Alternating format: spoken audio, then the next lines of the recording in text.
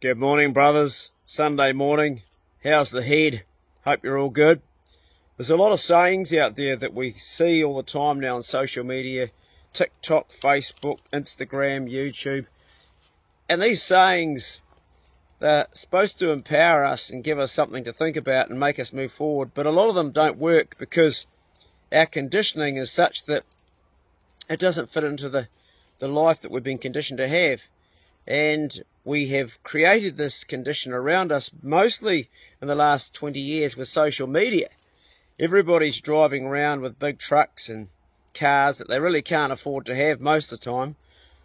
And it's setting this precedent: if I get this, I'll be happy. If I have that boat, I'll be happy. If I have that house or that perfect girlfriend.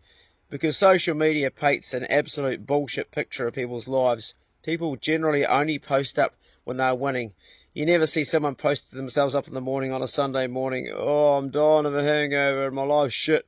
My girlfriend doesn't really care about me and my dog can't catch a pig and I'm a fucking useless fisherman and I just feel like giving up on everything. If we did that all the time and we saw that all the time, we might start to realise, hey, I'm actually not alone. There's other people out there also struggling with shit. But we don't. We see all the good stuff all the time. Or we have the extreme cases that are there to shock. Someone's just had something horrific happen to them. So this false thing going on in our society doesn't quite cover what's going on in our personal lives. And a lot of it is money. People get really down and upset and they get depressed even because they can't meet their daily bills, the things just to live, to be here on this planet. They get behind. But part of the reason they get behind is because of this social conditioning of seeing all our mates and people around us succeeding, having all these things. And us men are particularly bad at this because we love things. Women tend to like some things like clothes and shoes, and that might be a bit stereotyped, but they do. But they actually like having social networks and building up relationships with people. Women like to talk about people and what's going on in their lives. They'll get together and they'll talk about their children or talk about their mother or talk about their husbands or talk about what's going on. Us blokes don't really do that so much. We get together and we talk about things. We'll talk about trucks. I talk about trucks because I love trucks.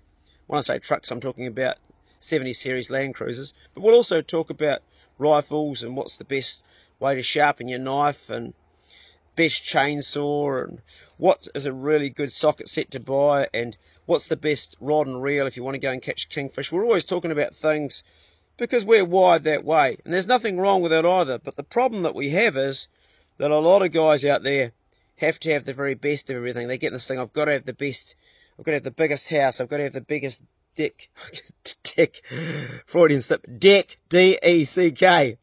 Oh, they might want to have the biggest dick too. That's quite possible, actually. They want to have things that are often out of their reach. So what do is they start to live beyond their means, and they borrow a bit from the bank to get this. And suddenly they find themselves down the track that all these things didn't actually make them any happier. And then they've got the added stress of life of this debt, this huge debt. So the message today is, and I start off saying about sayings and how they don't really help, and I'm applying that. I'll come around the circle to that. I'm sort of doing a wide swing here. The message today is live within your means or even below your means. I've always lived below my means because I'm not really a material person. If you know me personally, you'll know that most of the stuff I've got I don't look after very well because it doesn't really mean that much to me. I am actually a people person.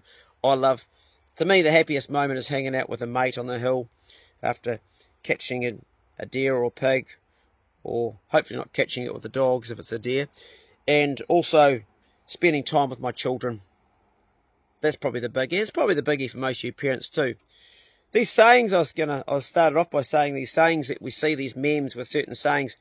Out of all of them, there is one that I really do like, and I apply it to my own life, and that is, if you always do what you've always done, you'll always get what you've always got. So people that are in debt and struggling with money all the time, and this is a message to you men out there, particularly you breadwinners, although that's changing a lot with society.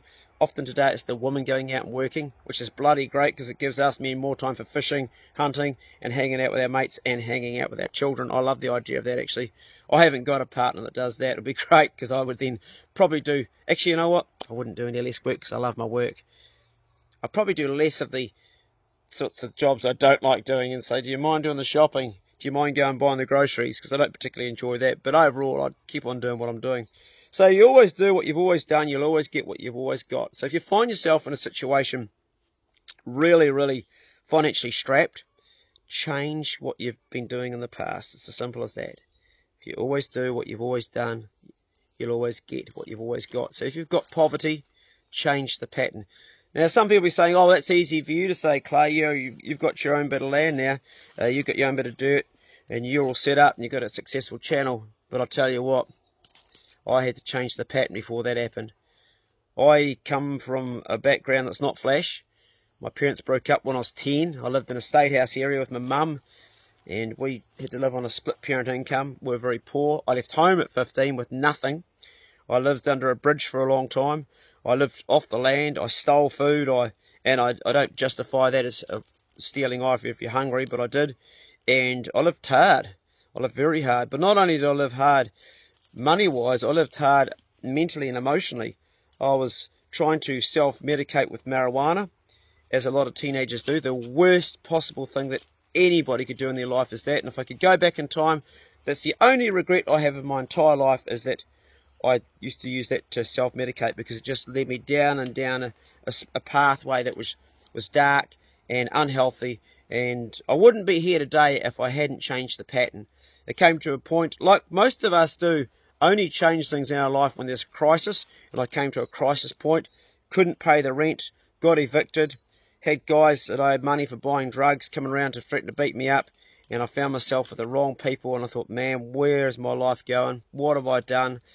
Why does this keep happening to me? And I then took responsibility and I changed the pattern. I cut off all my ties with the guys in the gang I was hanging out with. I cut out all the bad habits I've been doing, like smoking dope was the first one, which really had to go, but also a lot of other bad, unhealthy mental habits. I changed the pattern there, and very quickly I got a job, and very quickly things started to change. I even started wearing different clothes, taking better care of myself, and I noticed that by changing the pattern, other things started coming towards me. I started to meet nicer girls, and I kept my job, which for a long time I couldn't hold down a job. I was getting fired and blaming everybody else but myself. So, sharing a bit of my past. So that one saying is one saying that I do apply to my life. But the rest of things are hard for you guys out there, because we are conditioned that we should have all these things, and if we have all these things, they'll make us happy, and they just don't. It's as simple as that. If you've got a really nice little boat, I guarantee you within time, you'll want a bigger boat. You'll always want to improve on what you've got. But if you stop and think about, do I really need this, or do I just want it? When you're buying something, you'll have a battle going on in your head. First of all, you'll find a way to justify it. Even if you have to borrow money, you'll say to yourself, I need this because da da da da da. When really you should be saying to yourself, I want this because it's going to make me feel da da da da. Then look at those feelings and see how long they last when you buy that new motorbike or that new boat or that new vehicle. Those feelings won't last very long at all. That is a fact. Some of the happiest people in the world are in the poorest countries. I've travelled the world a lot, and the happiest people I've ever met have been in the most poverty-stricken countries, and they've also been the people that have shared the most. They've been the people that have opened up their homes. I had an experience in 1991. I was in Thailand, and I decided I would go to the back country, right to where people didn't have a lot, to find out what the food they were eating was, to find out how they were living. And I met this very small woman. She was struggling to raise her son, and she just wanted a few baht. And I gave her a little bit of money, and I said, look, I'll give you a little bit more if you show me around your village. And first of all, she started showing me around all the touristy places, because she got paid a little bit by each person she brought someone to her. And I said, stop, I want to go and see where you live, and if you show me this, I'm going to give you I think back then it was like the equivalent to 100 New Zealand dollars. It was just like unbelievable amount of money to her. And her eyes lit up, and she gave me an experience I'll never forget. Man, we ate fried insects. We ate chicken, the claws of a chicken leg, because that's where the poor people just ate that. They cooked the whole part of that. We ate chicken heads, the whole beak and the cone, everything deep. They deep fry everything. We ate little birds. We ate all sorts of things I've never eaten before. Grasshoppers, fried up. But I also got to see how they lived. And she invited me into her home, and it was a modest home. She cooked burning plastic. Can you imagine that? When I say modest home, it's a shack. It's not a house. It's got a tin roof, corrugated tin roof, walls made out of plastic and rubbish, next to another place. This is a really slummy area of Thailand, actually outside of Bangkok it was. And really, the home itself was dry. It was like a hut you'd be proud to build, but you wouldn't want to live in it. Dirt floor, basic, very basic.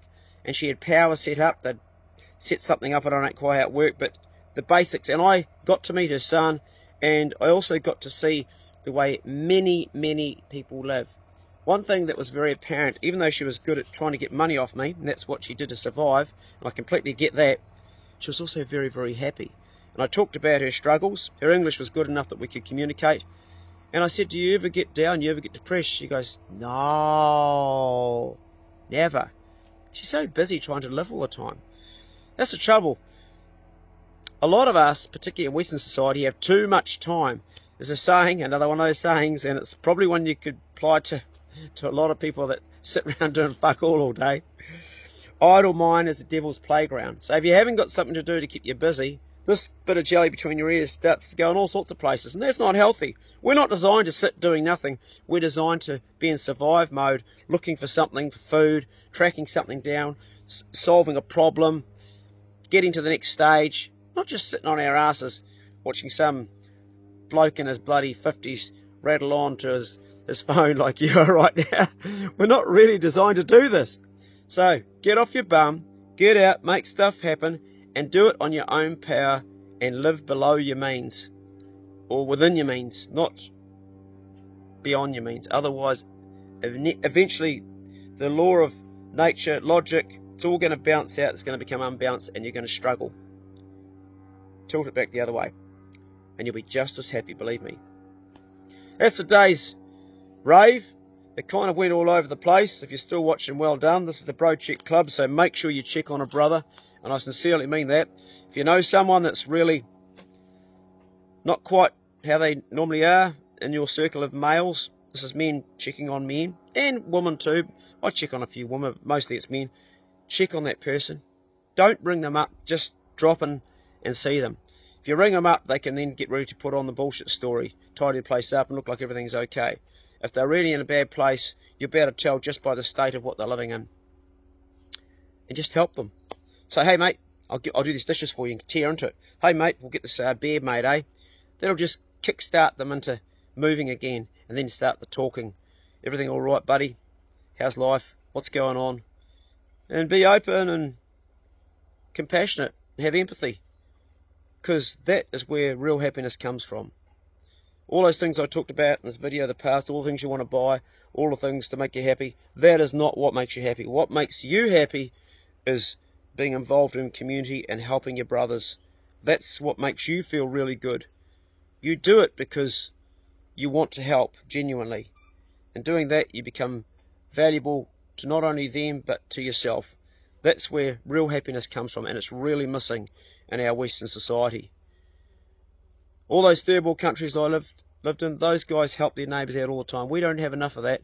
I've got to say, the hunting and fishing community in New Zealand is right up there with guys helping guys out all the time. Someone's dropping something off to my house and I'm dropping something off to them. We share amongst ourselves, and it makes us happy. One of the happiest moments you'll ever have is giving something that's really special to you, whether it's a leg of lamb or a leg of venison or a crayfish, and giving it to a brother and seeing the smile on his face. That's what it's about. That was today's talk. I'm going to say go steady, and we'll see you in the next video.